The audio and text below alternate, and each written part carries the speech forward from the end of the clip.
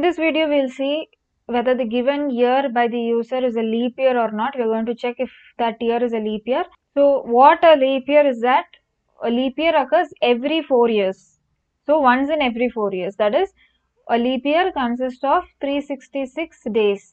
So what we are considering here is it occurs every 4 years. So this condition we are considering, and we are going to check if a given particular year is a leap year or not. So if we are entering 2000, this is the year what we are going to give. We are going to check if this year is divisible by 4. For this year to be a leap year, it must be divisible by 4, and another condition is that it must be divisible by 400 but not 100. So three things we are checking. First one is it must be divisible by 4. Second one is it must be divisible by 400 but not 100. Why we are checking this is because there are century years like ending with 00, or it can be 1200. If it is a century year and if it is divisible by 4, it can be a leap year, because the fourth occurring century year can be a leap year. But if it is not fourth occurring, means fourth occurring from the previous leap year. If it is not like that, if that condition fails, then it is not a leap year. So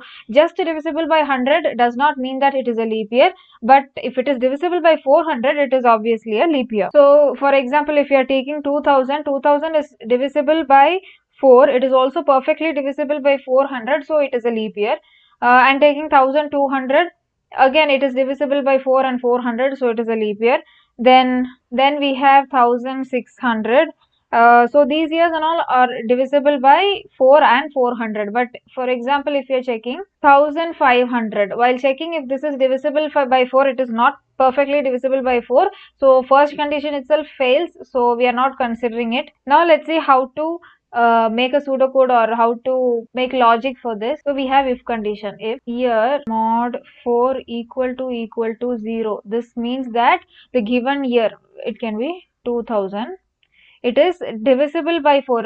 That means if it is divisible by 4, it gives remainder as 0. So we are finding the remainder, and if that remainder is equal to 0, and one more condition which we have to check is year 100 is not equal to 0. So first these two conditions should be true. If these two conditions are true, then it is a leap year. And we can check one more condition. If this fails, and we can check another condition, that is year mod 400 is equal to 0. So this is another condition. Either this should be true or this condition should be true. So either of the two conditions can be true. So when we're checking for 2000 mod 4 is equal to 0, that is true, and 2000 mod 100 is equal to 0. So that means this given year is divisible by 4 and it is a century year. So again we are checking whether it is divisible by 400. This condition fails because it is both and condition both should be true. So we are checking whether it is divisible by 400. So when dividing it by 400, it gives the remainder as 0. So both the conditions are true. Now it can be stated as a leap year.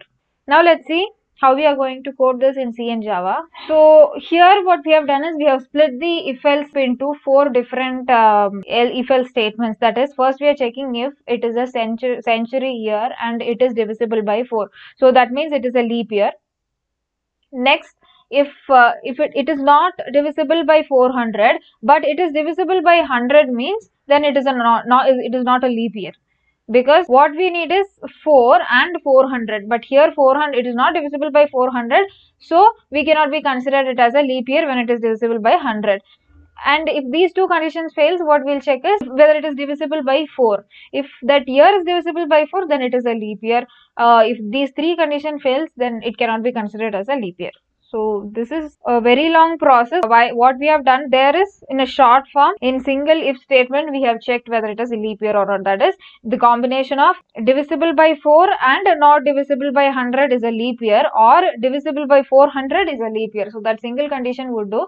This also works. Now if we check, when we are checking 1999, it is not a leap year. 2004, if you check, it is a leap year. Here what happens is, for 2004 it is not divisible by 400, it is not divisible by 100. When we check it whether it is divisible by 4, that condition is true, so it is a leap year. In Java, what we have done is nested if statements. That is, if year is divisible by 4, then we are checking if year is divisible by 100. So 4 it is true, and if 100 is also true, then we'll check if it is divisible by 400. If it is true, 400 is also true, then it is a leap year. If 400 is not true, but 100 is true, then it is not a leap year.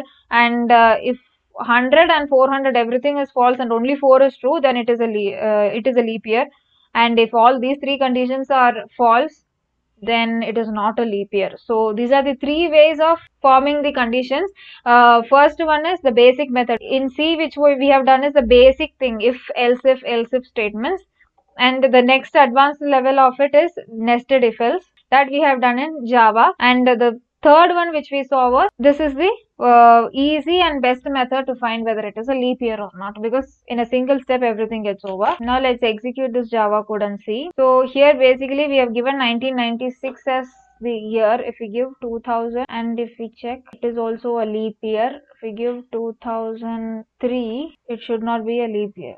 It is not a leap year. Now one more program we'll check, that is printing all the years between a specific year range, that is from 2000 to 2015. If you see, we are going to print all the, so we are giving a range and printing all the leap years in that range. So we are getting start year and we are getting end year. Now we need a for loop. Int I, for I is equal to start year, I less than or equal to end year. Why are we giving less than or equal to? Is because sometimes the end year can also be a leap year. And I plus plus. Now we are giving the shortest possible if condition, that is, if I mod 4 equal to 0, ampersand I mod 100 is not equal to 0. So this is one condition.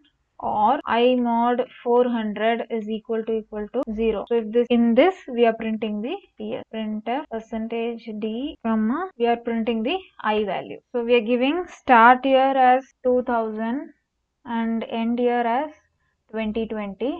So we are getting the fourth year from 2000, that is, so from 2000 if you see, 2004, 2008, 12, 16 and 20. So in this way we can print all the leap years between a given range.